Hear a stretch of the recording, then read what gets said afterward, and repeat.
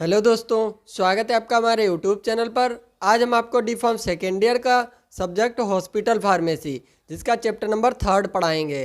दोस्तों, अगर आपने चैप्टर नंबर 2 और चैप्टर नंबर 1 नहीं देखा है तो आप हमारे चैनल की प्लेलिस्ट में जाइए, वहाँ से चैप्टर नंबर 1 और चैप्टर नंबर 2 पढ़ लीजिए।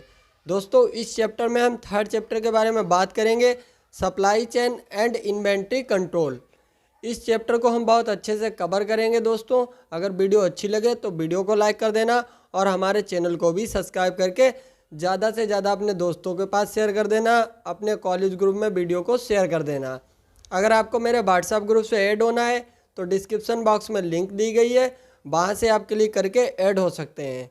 ऐड होने के लिए आपको 199 रुपये का पे करना पड़ेगा, उसके बाद आपको मैं ग्रुप में ऐड कर दूँगा। तो दोस्तों, अगर वीडियो अच्छी लगे तो वीडियो को शेयर करते रहना। तो जो supply chain and inventory control आपका चैप्टर नंबर 3 है हॉस्पिटल फार्मेसी का, सबसे पहले बताते हैं इसका इंट्रोडक्शन क्या है।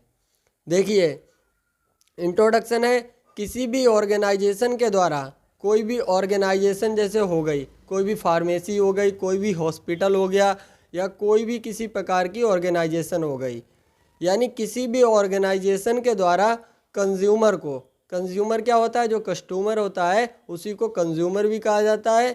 तो किसी भी ऑर्गेनाइजेशन के द्वारा कंज्यूमर को गुड्स डिलीवर करना, कोई भी गुड्स मीन्स कोई भी प्रोडक्ट डिलीवर करना, एंड कस्टमर को संतुष्ट करना, यानी वह सेटिस्फाई हो जाए, जो आपने प्रोडक्ट उसको प्रोवाइड किया है उस प्रोडक्ट की क्वालिटी से वह सेटिस्फाई हो जाए।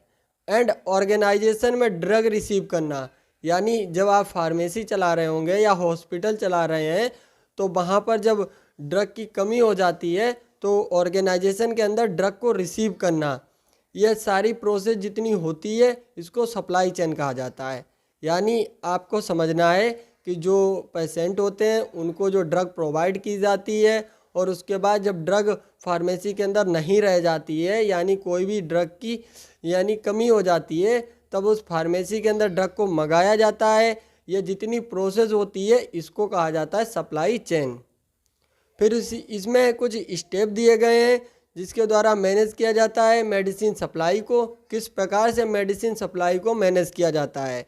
The main step of effective management of medicine supply are, यानी कुछ स्टेप हमने बताए हैं इसमें जो आपके सिलेबस में है, उन स्टेप को आप पढ़ना है और आपका चैप्टर इसी पर आधारित है। तो दोस्तों, पहला है प्रिपरेशन ऑफ ड्रग लिस्ट, यानी ड्रग लिस्ट कैसे प्रिपेयर की जाएगी, उसमें कौन कौन सी ड्रग ऐड की जाएंगी उसके बारे में आपको पढ़ना है। और प्रोसीजर फॉर ड्रग परचेस, यानी जो ड्रग परचेस की जाती हैं उनका क्या प्रोसीजर है उसके बारे में पढ़ना है। स्टोरेज के बारे में पढ़ना है, किस प्रकार से फार्मेसी में डिस्पेंसिंग करनी है ड्रग की उसके बारे में पढ़ना है। और थर्ड वाला है इन्वेंट्री कंट्रोल टेक्निक और इन्वेंट्री कंट्रोल मैनेजमेंट।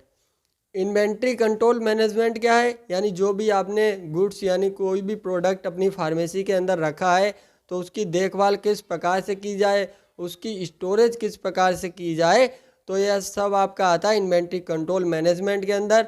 और कौन कौन सी टेक्निक होती हैं किसी प्रोडक्ट को मैनेज करने की, वह आपकी आती है इन्वेंट्री कंट्रोल टेक्निक्स में। तो दोस्तों, आपका जो चैप्टर है इन 4 हेडिंग्स पर यानी डिपेंड रहता है। ये वाला आपका 3rd चैप्टर है तो इसके बारे में आपको पढ़ना है। तो पहला आपका सिलेबस में टॉपिक है प्रिपरेशन ऑफ ड्रग लिस्ट, यानी सबसे पहले कवर करेंगे प्रिपरेशन ऑफ ड्रग लिस्ट।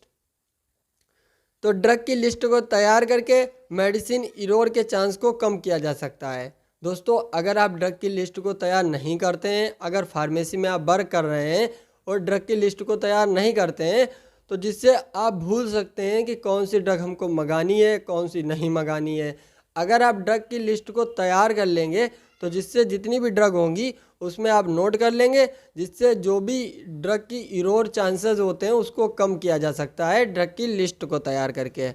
और ड्रग लिस्ट में high risk drug, emergency drug, schedule H1 drug, NDPS यानी narcotic drug and psychotropic substances जो ड्रग होती हैं उनको अलग अलग कैटेगरी किया जाता है। यानी जो भी आपकी जैसे हाई रिस्क मेडिसिन हो गई जिसके बहुत ज़्यादा साइड इफ़ेक्ट होते हैं वह मेडिसिन हो गई, यानी साइड इफ़ेक्ट मीन्स यानी कोई भी ड्रग बहुत हानिकारक होती है, साइड इफ़ेक्ट मीन्स होता है कि जब कोई डिसीज़ है आपको, आपने कोई गलत मेडिसिन ले ली है तो उसके साइड इफ़ेक्ट ज़्यादा हो जाएंगे। उसके बाद इमरजेंसी ड्रग, कुछ इमरजेंसी ड्रग होती हैं उनकी लिस्ट को अलग प्रिपेयर करना है। शेड्यूल H1 क्लास की ड्रग हमने आपको फार्मेसी लॉ एंड इथिक्स में पढ़ाया है, शेड्यूल H1, आप वहाँ से जाकर इसको पढ़ लेंगे अच्छे से, आपको समझ में आ जाएगा। और जो NDPS ड्रग उसको होती हैं हमने उसको फार्मेसी लॉ एंड इथिक्स के चैप्टर नंबर 4 में हमने आपको NDPS वाला चैप्टर कवर किया है और इस चैप्टर में भी हम आपको ड्रग के बारे में बताएंगे।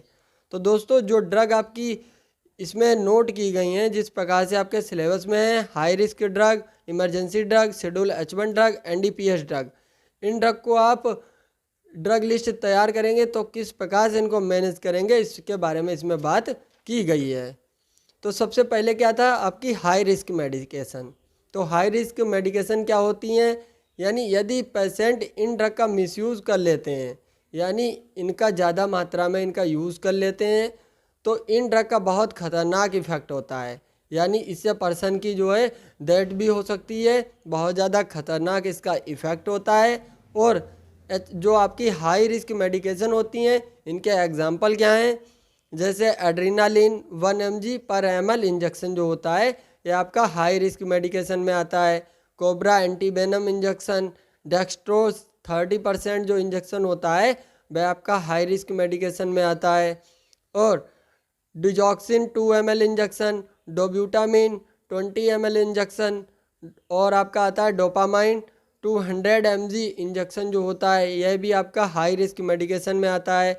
मॉर्फिन इंजेक्शन हो गया और हिपेरिन जो इंजेक्शन हो गया यह आपका हाई रिस्क मेडिकेशन के अंदर आता है।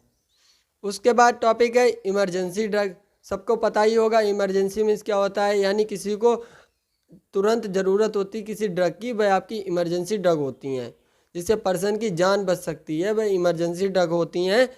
इमरजेंसी ड्रग में वह ड्रग आती हैं जिनको इमरजेंसी कंडीशन में यूज़ किया जाता है, जो पेशेंट की लाइफ को बचाने में बहुत ही इम्पॉर्टेंट रोल प्ले करती हैं, यानी किसी पेशेंट की जान को बचाने में बहुत ज़्यादा हेल्प करती हैं जो इमरजेंसी ड्रग होती हैं।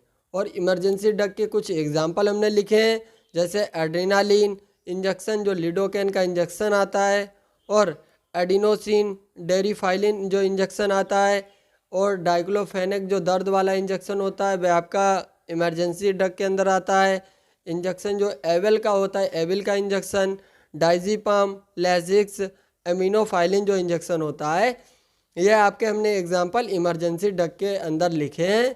दोस्तों emergency drug high risk medication में बहुत ज़्यादा इंजेक्शन और ड्रग्स हैं, बट जो आपके इम्पॉर्टेंट है आपके एग्जांपल के लिए उसको हमने इसमें नोट किया है। अगर आप इतने इनको पढ़ लेते हैं अच्छे से तो आपका एग्ज़ाम बहुत अच्छा होगा और आप अच्छे से अपनी तैयारी भी कर पाएंगे, क्योंकि जब हम ज़्यादा कंटेंट लिख देंगे तो आप पढ़ेंगे तो आप कंफ्यूज हो जाएंगे, तो इसलिए आप उतना पढ़िए जितना आपको समझ में आ जाए।